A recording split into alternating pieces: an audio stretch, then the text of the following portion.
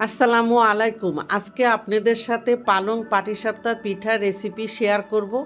আর এই পিঠাটার ভিতরে দেওয়ার জন্য আমরা দুধের খিরসা অথবা নারিকেল গুড় বা চিনি দিয়ে পুর ব্যবহার করি। আমি আজকে দুটোর কোনোটাই ব্যবহার করব না, ভিতরে খুব মজার একটা পুর দিয়ে এই পালং পাটিসাপটা পিঠা রেসিপি শেয়ার করব। আশা করি আপনাদের কাছে ভালো লাগবে। প্রথমে এখানে আমি এক আঁটি পালং শাক নিয়ে ভালো মতো বেছে কয়েকবার পানি চেঞ্জ করে শাকগুলিকে খুব ভালো মতো ধুয়ে নিয়েছি। এখন চুলায় একটি প্যান বসিয়ে দিয়ে প্যানের মধ্যে আগের থেকে কেটে ধুয়ে রাখা সব শাকগুলি দিয়ে শাকের মধ্যে 2 থেকে আড়াই কাপ পানি দিয়ে দিচ্ছি। এখানে পানি দেওয়ার নির্দিষ্ট কোনো মাপ নেই, বা গরম ঠান্ডা যে কোনো পানি ব্যবহার করতে পারেন। এখন শাকগুলিকে একটু ভালো মতো পানির সাথে মিশিয়ে একটা বলক আসা পর্যন্ত অপেক্ষা করব। শাকের মধ্যে যখন ভালো মতো বলক চলে আসবে, এখন আমি চুলাটা বন্ধ করে দিয়েছি।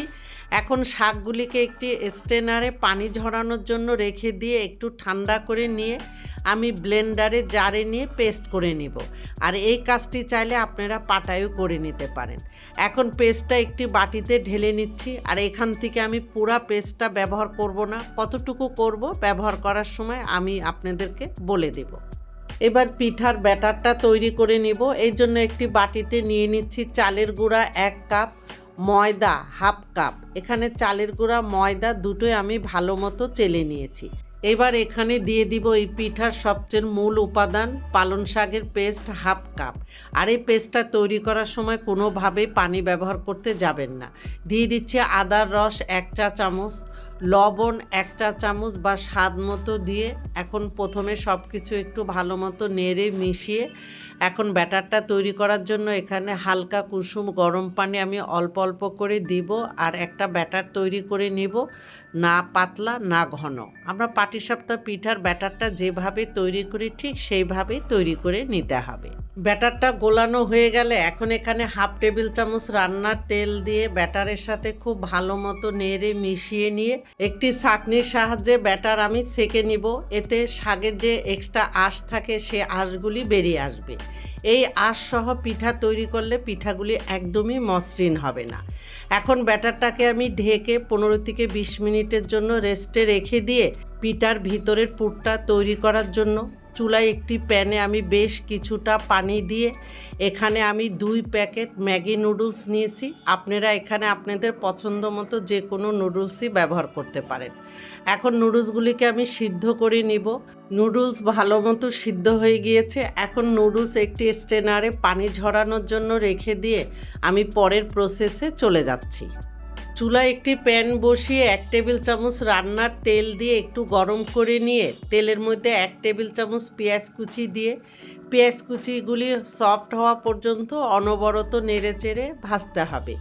পেঁয়াজ ভাজতে ভাজতে যখন এইরকম সফট হবে, এখন একে একে করে দিয়ে দিচ্ছি ফুলকপি কুচি 1/4 কাপ, বাঁধাকপি কুচি হাফ কাপ, গাজর কুচি হাফ কাপ দিয়ে এখন চুলার হিট মিডিয়াম হাইতে রেখে সবজিগুলি 1 থেকে 1.5 মিনিটের মতো ভেজে নেব। আর এখানে আপনাদের পছন্দ মতো যে কোনো সবজি ব্যবহার করতে পারেন। সবজিগুলি 1 মিনিট ভেজে নেওয়ার পরে দিয়ে দিব লবণ হাফ চা চামচ বা স্বাদ মতো, ম্যাগি মশলা 1 প্যাকেট, কাঁচামরিচ কুচি 1 টেবিল চামচ বা স্বাদ মতো, পেঁয়াজ পাতা 1/4 কাপ দিয়ে সব কিছু ভালো মতো নেড়ে মিশিয়ে আরও 1 মিনিটের মতো রান্না করে নিয়ে এখন এই সবজির মধ্যে আগের থেকে সিদ্ধ করে রাখা সব নুডলসগুলি দিয়ে সবজির সাথে নুডলসগুলি ভালো মতো নেড়ে মিশিয়ে নিতে হবে। মেশানো হয়ে গেলে এই পর্যায়ে লবণটা চেক করে দেখবেন, প্রয়োজন হলে অ্যাড করতে পারেন। এবার 2 টেবিল চামচ টমেটো সস দিয়ে নুডলসের সাথে ভালো মতো নেড়ে মিশিয়ে 1/4 কাপ ধনেপাতা কুচি দিয়ে নুডলসের সাথে ভালো মতো মিশিয়ে নিলেই পিঠার ভিতরের পুরটা একদম রেডি। আর এখানে চাইলে আপনারা ধনেপাতা কুচিটা স্কিপ করতে পারেন, তবে ধনেপাতা কুচিটা দিলে পুরটা খেতে ভীষণ টেস্ট হয়।